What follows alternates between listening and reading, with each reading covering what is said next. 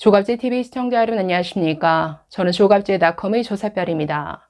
2022년 12월 27일 오후 1시를 가리키고 있습니다. 어제 우리 영공을 침범했던 북한 군용 무인기에 대해서 오늘 윤석열 대통령이 입장을 밝혔습니다. 자, 그 내용을 좀 소개해 드리겠습니다. 자, 크게 세 가지를 지적했는데, 첫째, 우리 군의 대비태세와 훈련이 부족했음을 보여준 사건이었다라고 말했습니다. 자, 두 번째는 드론 부대 설치를 앞당기겠다라고 밝혔고, 세 번째는 감시 정찰 능력을 강화하겠다라고 밝혔습니다. 자, 오늘 오전 용산 대통령실에서 있었던 국무회의 모두 발언을 통해서 윤석열 대통령, 자, 이렇게 발언했습니다. 자, 지난 수년간 우리 군의 대비태세와 훈련이 대단히 부족했음을 보여주고 더 강도 높은 훈련이 필요하다는 것을 여실히 확인해준 사건이었다라고 밝혔습니다.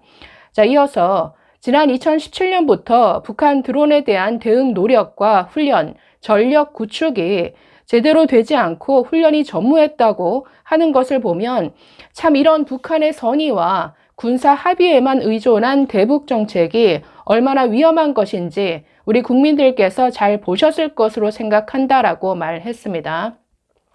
즉 지난 5년간 대체 뭐하고 있었느냐 이런 지적이죠. 아니 북한과 평화 쇼를 벌이다 보니 이런 식의 진짜 해야 될 훈련 제대로 안 한 것 아니냐, 그래서 군의 대비태세가 이렇게 망가진 것 아니냐 이런 식의 지적입니다. 자, 이어서 이렇게 말합니다. 저희는 북한의 주요 군사시설을 감시 정찰할 드론 부대 창설을 계획하고 있었지만 전날 사건을 계기로 드론 부대 설치를 최대한 앞당기겠다. 최첨단으로 드론을 스텔스화해서 감시 정찰력을 강화할 것이다 라고 밝혔습니다. 자, 또 이렇게 덧붙였는데 안타까운 것은 이런 군용 무인기 도발에 대한 내년도 대응 전력 예산이 국회에서 50%나 삭감이 됐다. 새 국회를 다시 설득해서 이런 전력 예산을 좀 증액해서 국민들이 불안해하지 않으시도록 좀 예산과 전력을 확충하도록 하겠다라고 강조했습니다. 자, 드론 부대 창설을 앞당기겠다. 그래서 감시 정찰력을 높여나가겠다. 이러려면 예산이 더 필요하다. 국회를 설득하겠다. 자, 이런 메시지를 냈는데 저는 좀 약하지 않았나라는 생각도 들었습니다. 이 정도로 아니 영공이 침범을 당한 일입니다. 그러면 그에 대응해서 우리는 이렇게 맞대응하겠다라는 좀 강한 의지가 더 피력되었어야 되지 않나 이런 생각이 드는데, 아니 9.19 군사 합의 파기해야죠. 그리고 북한이 가장 싫어하는 건 지금 이런 식의 도발을 연이어서 계속 감행하고 있는데 북한이 가장 싫어하는 것은 대북 확성기 트는 겁니다. 그거 시작해야죠. 아니 9.19 군사 합의 이미 예전에 파기된 건 아닙니까? 북한이 전부 무력화 시켰는데 이거 군사 합의 북한 너희가 이걸 파기한 것이다. 이것은 없었던 것으로 하자. 우리는 그래서 대북 확성기부터 틀겠다. 이렇게 좀 더 강력히 나왔어야 되지 않는가라는 생각이 들었는데 좀 아쉬운 부분이 있습니다. 자, 어제 있었던 일에 대해서 이게 어떤 면에서 어떤 문제가 있는지를 오늘 문화일보 사설이 잘 분석하고 있어서 그 내용을 좀 소개를 해드리겠습니다. 자, 사설 제목이 북한 무인기에 농락당한 군, 윤 대통령 나서서 전면 점검해야 된다. 자, 이런 제목입니다. 읽어보겠습니다. 육안으로도 식별된 북한 무인기를 전혀 격추하지 못한 것은 충격적이다.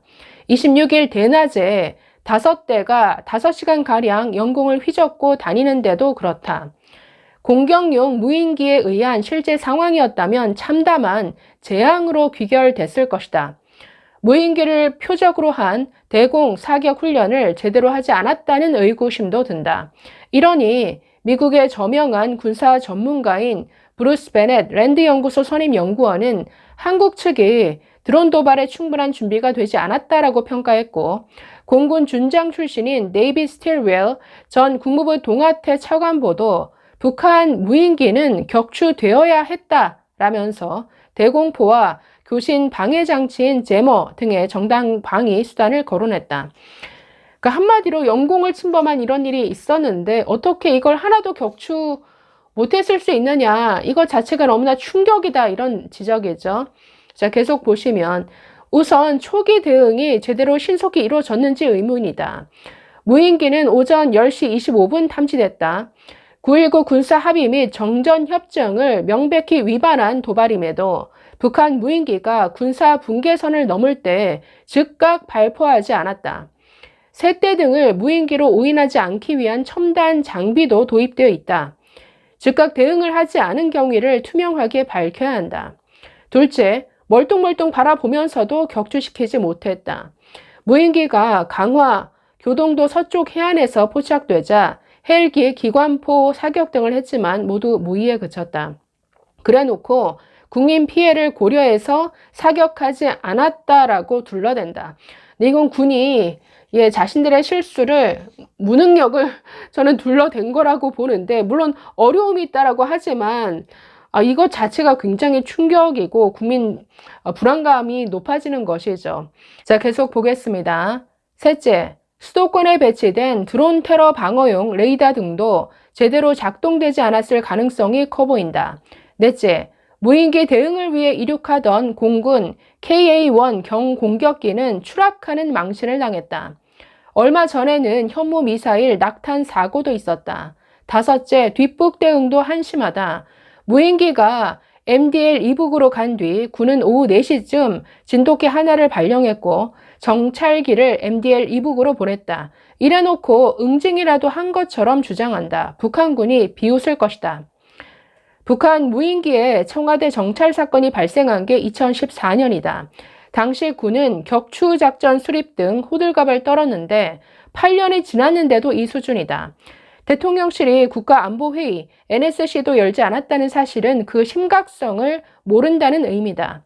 이러니 9.19 합의 위반에 따른 항의와 응징도 제대로 이루어지지 않았다.